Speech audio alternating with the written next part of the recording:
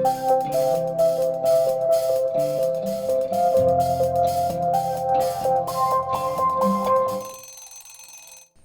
Bunda, kita lanjutin ya Q&A yang part kedua. Oke, Ya apa aja tadi tadi pertanyaannya soalnya lagi? pertanyaannya nggak cukup ya tadi jawabnya, waktunya terlalu panjang kalau direkap dalam satu podcast ya. Iya. Pertanyaan-pertanyaannya tuh kalau yang di awal udah dibahas kayak gimana sih caranya mulai HS, terus kemudian kendalanya HS itu apa saja, mengatasi rasa bosan pada saat HS, menyamakan persepsi capaian pendidikan suami istri, kemudian kurikulumnya gimana kayak gitu, terus ngatur waktu aktivitas, kurikulum, dan irisan dengan pelajaran dinas. Nah ini irisan dengan pelajaran dinas ini kita bahas ya. Terus pendidikan itu tanggung jawab atau pekerjaan keluarga lingkungan atau gimana sih? Nah, kemudian mengenali cara belajar anak, tipe belajar anak, mengajarkan untuk milih temen. Nah, ini temanya masih sama karena memang nggak takut HS karena nggak bisa takut anaknya nggak punya temen atau nggak bisa gaul gitu.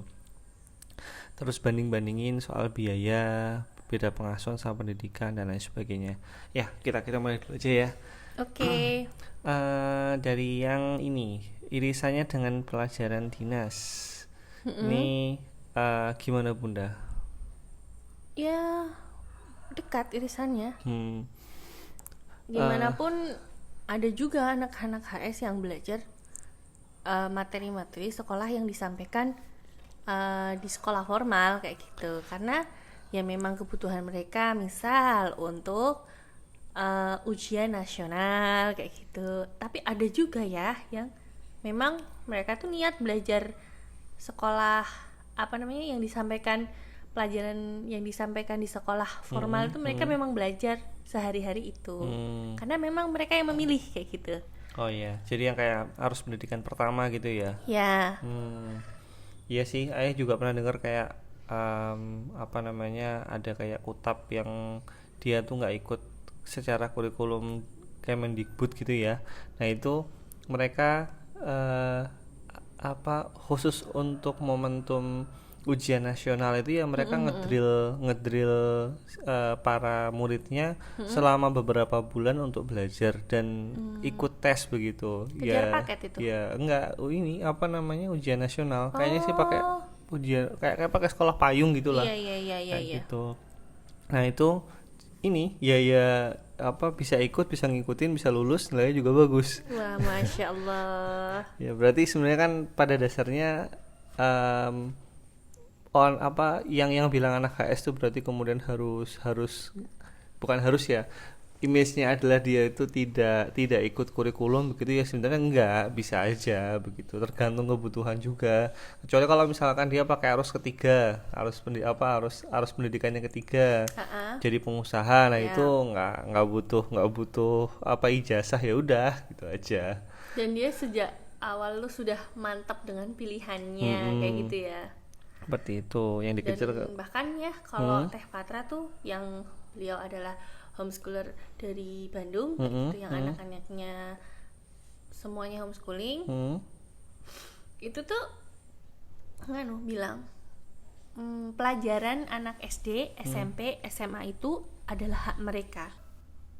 Jadi kalau Teh Patra itu berpendapat bahwa ya pelajaran-pelajaran yang ada di sekolah formal itu adalah hak anak-anak, mereka berhak mendapatkannya dan kita harus memberikannya. Iya.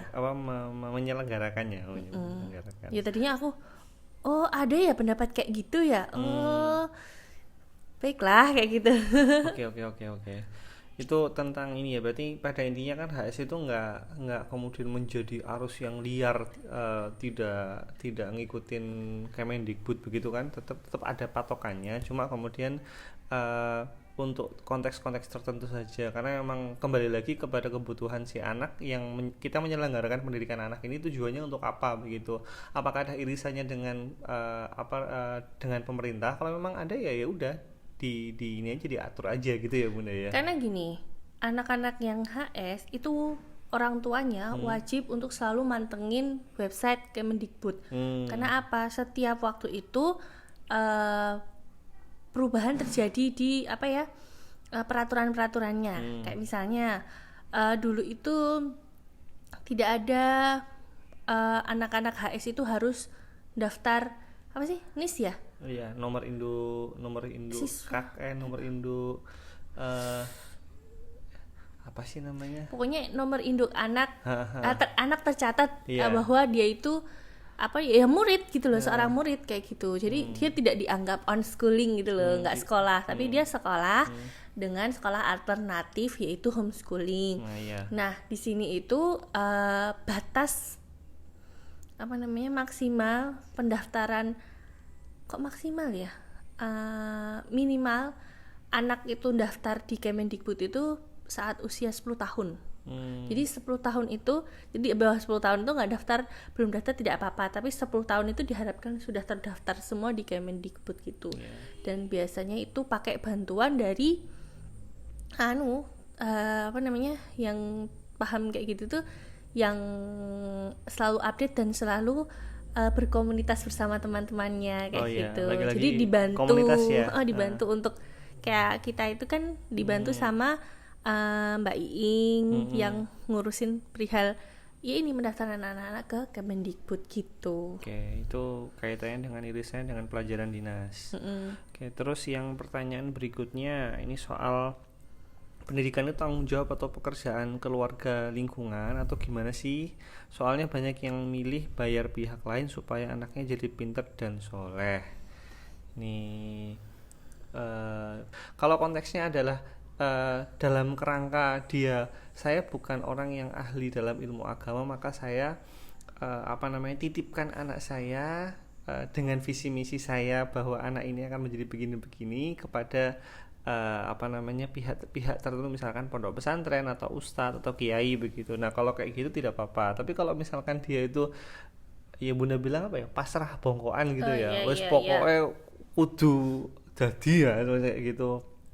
Atau kemudian tidak ada secara pendidikan rumah ya, home educationnya bermasalah begitu, attitude orang tuanya bermasalah, tidak ada contoh yang baik dan lain sebagainya, tapi kemudian dia pasrah bongkoan sama sekolah, ya itu yang kemudian bikin masalah sebetulnya begitu. Jadi gimana Bunda kalau menurut Bunda nih? Pendidikan itu tanggung jawab pekerjaan keluarga dan lingkungan atau tanggung jawabnya sekolah? Kalau sekolah formal, tentu itu harus ada kerjasama yang kuat antara orang tua dan sekolah, karena memang anak belajar di dua tempat. Dia belajar pendidikan keluarga di keluarganya, dan dia belajar pendidikan ilmu ilmu formal di sekolahnya kayak gitu. Orang tua tidak bisa menyerahkan semua tanggung jawab pendidikan kepada anak, karena tentu kepada sekolah, karena tentu sekolah tidak mungkin mendidik anak itu ya seperti harapan orang tua yang harus punya akhlak yang baik kayak gitu. Itu hanya bisa didapatkan dari pendidikan keluarga kayak gitu. Terus anak itu santun, akhlaknya baik, terus juga anak itu rajin ibadah. Itu kan pendidikan di keluarga kan kayak gitu. Pun sekolah juga di sini memang kalau aku ya di tengah pandemik ini ya nggak bisa kalau misalnya pasrah bongkoan sama orang tua. Guru-guru ngasih materinya, ini adalah materinya, jret, ini adalah tugasnya, jret. Yang ada munculnya para mama-mama yang stres untuk iya sayang untuk ngajarin anaknya. Miss, ini gimana sih Miss? Aku ngerjainnya nggak usah aneh-aneh deh Miss, itu loh ya chatting yang ada di tersebar di grup WA gitu. Itu Bunda pakai bola ciduk bentuk hati. Bola terus ciduk bentuk hati. nggak ada Miss, nggak ada ciduk bentuk hati, nggak usah aneh-aneh deh Miss kayak gitu. Yang bener aja deh Miss kayak gitu lah. Terus ada yang langsung, ini gimana sih Miss kok kayak gini? Oh itu dikerjainnya pakai Google Chrome Bu, dibuka laptopnya Google Chrome. Ini laptop udah mau tak banting ini gitu. Jadi ya menurut aku pribadi ya, itu harus ada penyesuaian yang apa namanya, yang saling signifikan antara orang tua dan sekolah ketika pandemi ini, karena memang hakikatnya anak-anak itu kan sekolah formal kayak gitu. Ya memang orang tua itu menyekolahkan anak di sekolah formal itu memang karena beliau memilih untuk pelajaran-pelajaran yang ya menurut orang tua mereka tidak sanggup untuk mengajari kayak gitu. Yang ngajarin guru di sekolah. Ketika kayak gini kan emang jadi gezel-gezel karena ya itu apa namanya, sekolah itu tidak memberikan cara yang baik untuk mengajar anak-anaknya, sehingga orang tua harus ngajarin lagi dan lagi. Miss, udahlah Miss, aku ki biyen wis tau sekolah, kok kan saiki kok kan sekolah meneh ngajari anak-anak, kesel aku misalnya. Aku tuh ya Allah. Yo bener juga sih kayak gitu. Itu kalau yang sekolah formal kayak gitu. Jadi kalau yang ya gitu deh, kalau homeschooling ya kita tahu sendiri kan ya kayak gitu. Apa namanya? Pendidikan itu kalau anak usia 0 sampai 6 tahun sampai 7 tahun, kalau kurikulumnya adalah belajar mengenai motoriknya, checklistnya tumbuh kembang kayak gitu. Iya, hampir sama seperti pelajaran di TK gitu. Kalau anak-anak yang 6 7 5 6 7 tahun ke atas itu biasanya sudah memulai kurikulum pribadi kayak gitu. Jadi ya sangat mudah kalau homeschooling sama home education kan itu kayak jadi satu kayak gitu loh. Bener nggak sih apa yang aku jawab ini? Ada korelasinya nggak sih? Ya agak melebar tapi oke lah, itu masih bisa masuk. Poinnya kan pendidikan itu tanggung jawab keluarga. Kalaupun ada yang perlu didelegasikan ke sekolah ya didelegasikan, tapi sepenuhnya tetap kembali kepada tanggung jawabnya keluarga. Nggak bisa kemudian nyalahin pihak sekolah karena apa namanya anaknya gagal soleh misalnya begitu, atau gagal pintar, terus ini sekolahnya ngajarnya gimana begitu.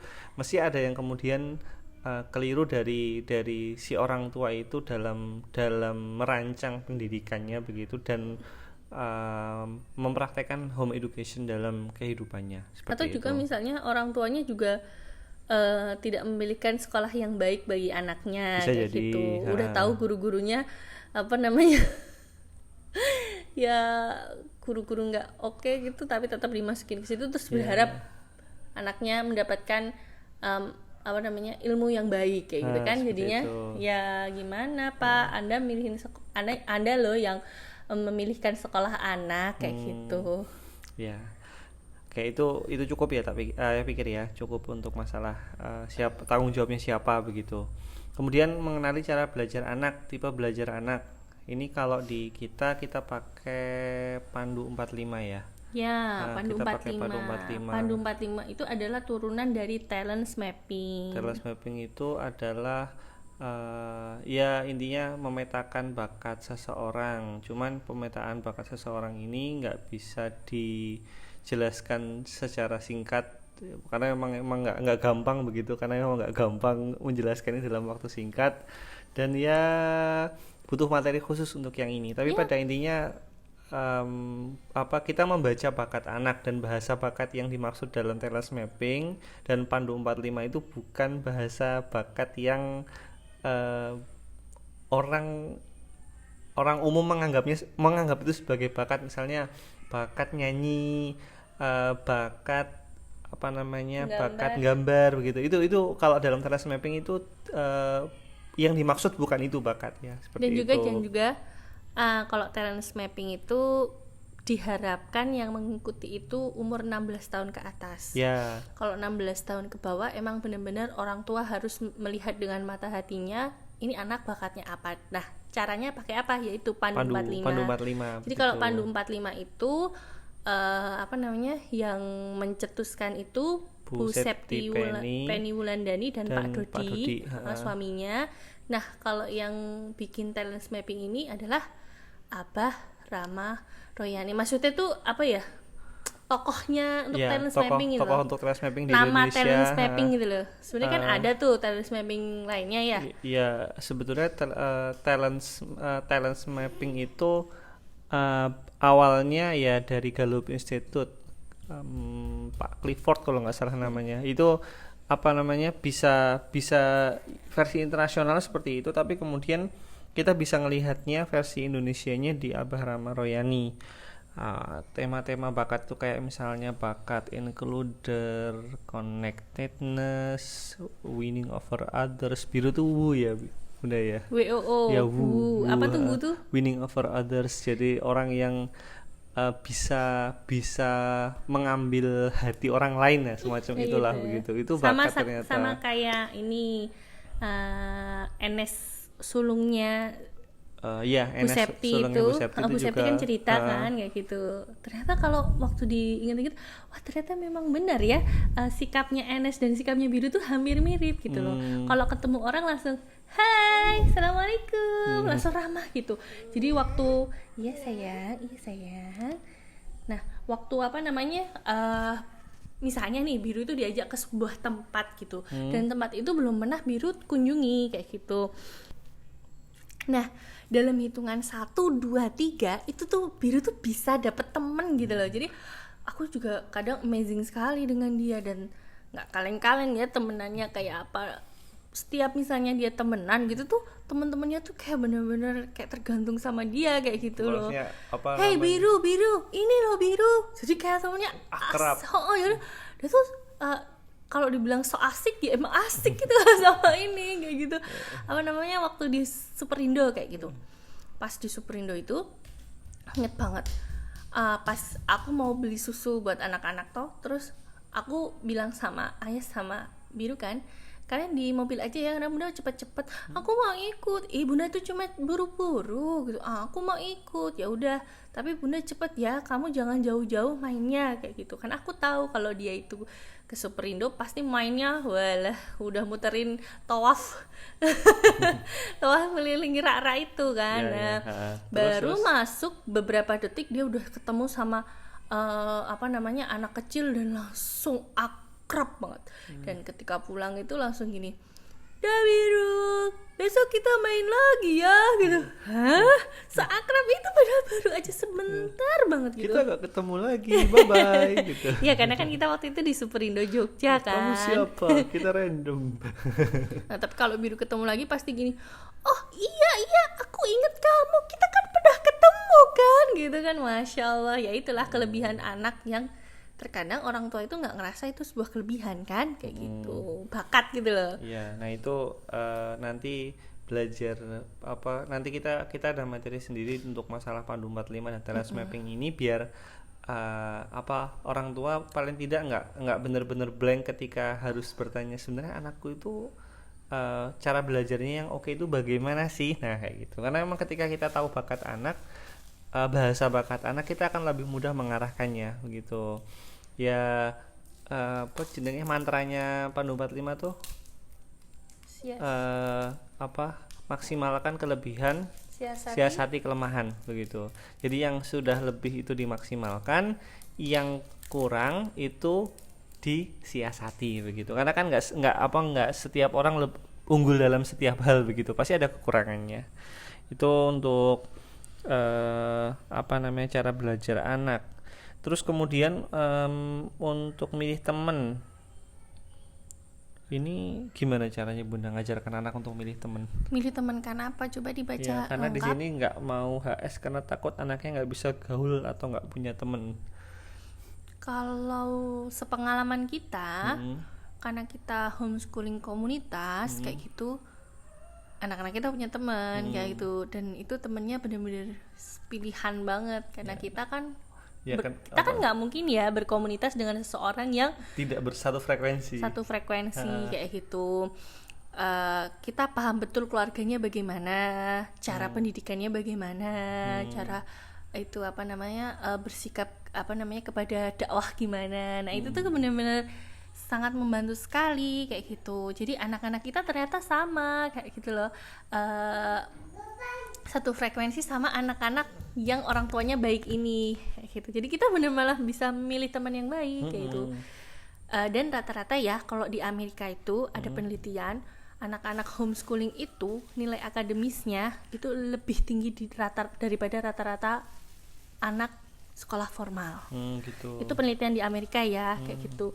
Nah, kan keren tuh. Jadi kan anak-anak itu tuh mainnya sama anak-anak yang pinter kayak gitu. Karena aku ngerasa juga ya anak-anak homeschooling itu ngomongnya cas cis kayak gitu loh. Jadi ya semoga tertular pintarnya. Jadi ya nggak usah khawatir, anak yang homeschooling itu pasti punya teman, dan temannya itu adalah teman-teman yang berkualitas, karena ya mereka itu benar-benar dididik dari orang tuanya loh kayak gitu, tidak lepas dari orang tuanya loh kayak gitu. Dan ketika seseorang yang dididik sama orang tuanya langsung kan insya Allah pendidikan keluarganya itu kan juga terpegang. Nah, ketika pendidikan keluarganya terpegang, otomatis fitrah-fitrahnya, fitrah belajar, fitrah keimanan, fitrah seksualitasnya itu kan dapat semuanya.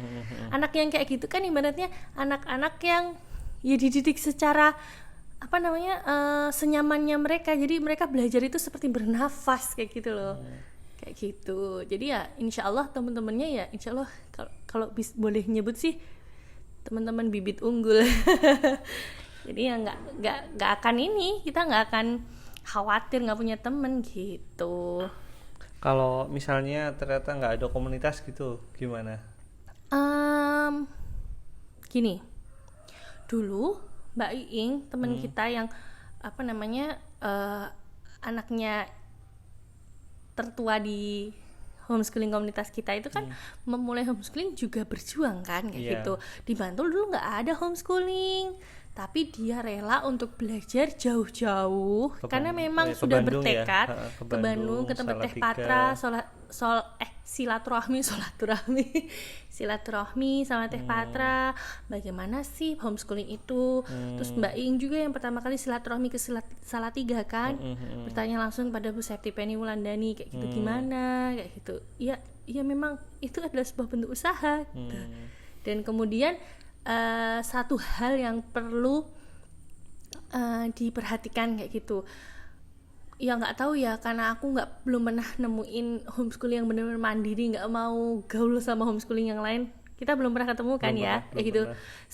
Seenggaknya itu pasti mereka pasti paham. Berkomunitas pasti kan. Pasti mereka paham. It takes village to raise a child. Bener nggak bahasa Inggrisnya? Iya. Nanti kalau Mbak Ing dengar dimarahin. It takes village to raise child. It takes village to raise child. Pronunciation-nya udah bener kayak gitu, cuman kurang pas aja. Tapi oke, nggak ada masalah dengan hal itu. Yang penting kan orang ngerti gitu. Tapi kan kalau sastra Inggrisku gatel sayangku. Iya, Buddha sastra Indonesia. Jojo kalau mendengar ini juga pasti oh my god. Biarkanlah. Butuh satu desa untuk mendidik menumbuh kembangkan seorang anak. Makanya kita berkomunitas karena kita berpegang pada ya itu bahwa kata bijak itu ya. Dan kita butuh manusia kan makhluk sosial kayak gitu. Ya itu sih, jadi insya Allah nggak perlu khawatir ketika HS terus nggak punya teman. Insya Allah mesti dapat kok, tenang aja. Tinggal ya ini peran orang tua itu penting sekali. Karena anak itu yang homeschooling itu nanti kalau udah umurnya 7 tahun ke atas, dia itu akan belajarnya kurikulum sendiri. Nah, kurikulum sendiri itu mungkin ada yang learning by project, belajar dari proyek. Nah, dari proyeknya itu dia tuh harus punya coach, harus punya mentor. Nah, dia tuh dapat mentor dari siapa? Ya dari networking orang tuanya. Dan di sini peran penting orang tuanya itu untuk yaitu menjadi network, dengan networking yang harus harus berjejaring kayak gitu, mau nggak mau. Di sini adalah struggle-nya orang tua untuk silaturahmi sama orang-orang keren, silaturahmi sama profesor. Kita sudah ya silaturahmi sama calon profesor ya. Om Firman, om sendiri. Ya. Terus sama yang ahli fisika, bule sendiri, bule kopi. Ya, kalaupun kita nggak punya koneksi ke sana ya lewat komunitas insya Allah punya koneksi begitu. Ini yang penting. Kita nggak punya orang yang ahli ilmu kesehatan, ilmu apa, ilmu lapangan, apa lewat komunitas dapat kayak gitu Pak Anang kayak Ya, gitu. oh iya itu terbantu Seperti sekali itu, anak-anak sangat-sangat jadi luar biasa. sering apa tuh namanya panjat Panjat tebing. tebing, Wah itu terus ya karena apa? Kita main karena survival. komunitas ya. Nah, itu Oh. karena komunitas. Kalau nggak ada komunitas kita tidak dapat seperti itu. Dengan free. Iya, dan itu gratis. Karena apa? Ya ini sebenarnya timbal balik sih, Pak.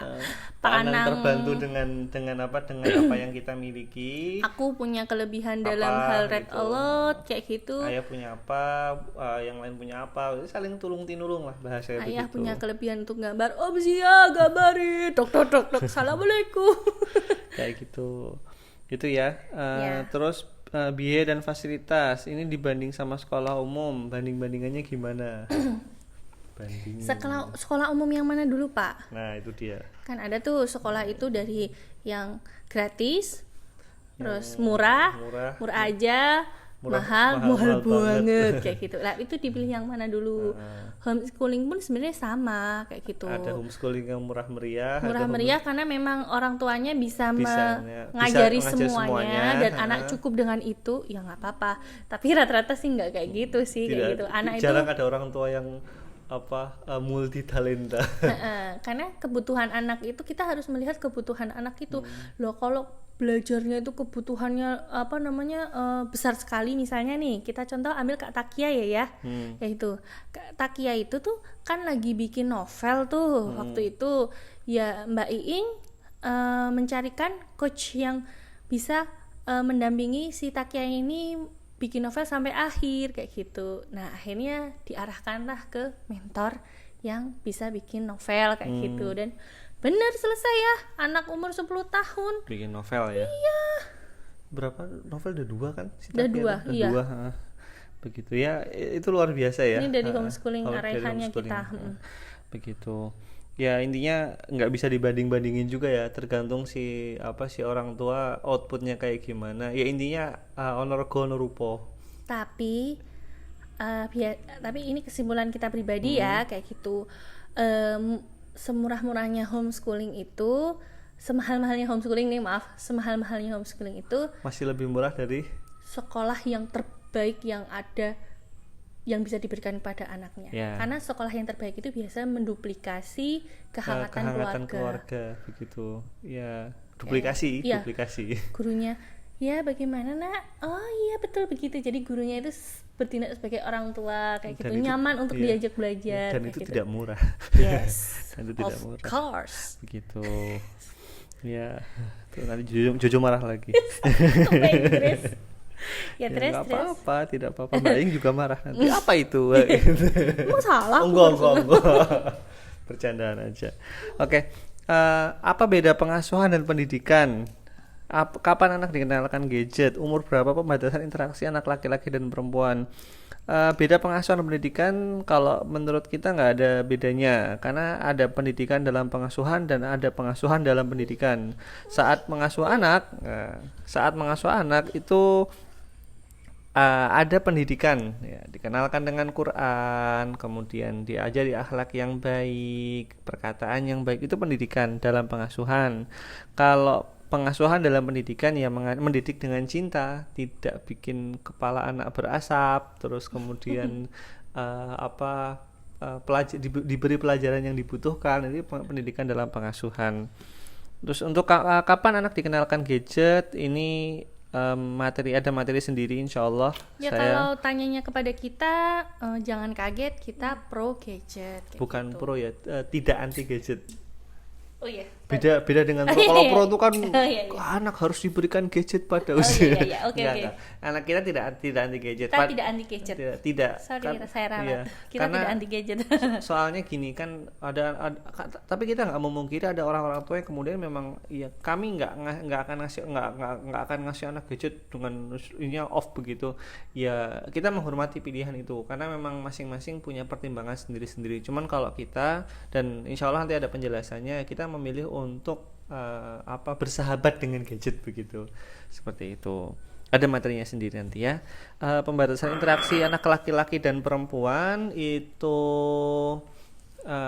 masuk ke materi terbiah jinsiah sih, tapi nantilah kita bahas sendiri. Nggak cukup kalau di sini. Tips nama anak Bunda. Tips nama anak. Ayah, apa? Eh, apa bermakna positif, mengandung doa yang baik dan trendy ya. Bagus dan trendy, ini kalau nasihatnya Ustadz Didik Purwodarsono, nama anak itu harus bagus dan trendy. Bagus itu doanya masuk, trendy itu sesuai dengan zamannya. Tuh, memberi nama anak Bejo ya tidak trendy. Namanya bagus tapi tidak trendy. Ya itu saran ya. Contoh nama yang bagus dan tidak trendy untuk saat ini itu Bejo. Nama bagus dan trendy yang sekarang itu misalnya apa Bunda?